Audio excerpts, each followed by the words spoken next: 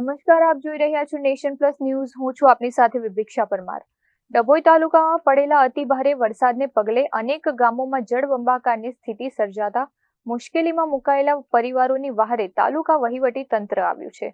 વહીવટી તંત્ર દ્વારા ઢાઢર નદીના પૂરથી પ્રભાવિત 6 થી વધુ ગામોમાં હજારો ફૂડ પેકેટ્સ અને પીવાના પાણીની બોટલોનું વિતરણ કરવામાં આવ્યું હતું. ડભોઈ તાલુકામાં વરસાદનું જોર ઘટતા જ વહીવટી તંત્ર દ્વારા ત્વરિત રાહત કામગીરી હાથ ધરવામાં આવી હતી. અધિક કલેક્ટર હિમાંશુ પરીખ, પ્રાંત અધિકારી રવિરાજસિંહ પરમાર, સ્થાનિક મામલતદાર તેમજ પ્રાંત કચેરીની ટીમ જાતે જ ગામડાઓમાં ફૂડ પેકેટ્સનું વિતરણ કરવા પહોંચી ગઈ હતી.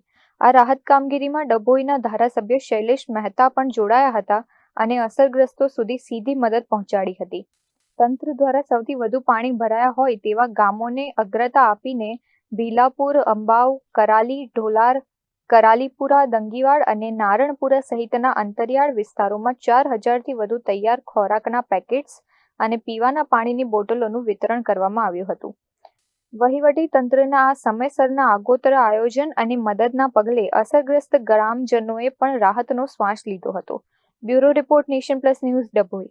સમાચારોના સતત અપડેટ મેળવવા માટે અમારી નેશન પ્લસ ન્યૂઝની યુટ્યુબ ચેનલને સબસ્ક્રાઇબ કરો, બેલ આઇકન દબાવો અને જોડાયેલા રહો ફેસબુક, ઇન્સ્ટાગ્રામ અને ટ્વિટર પર.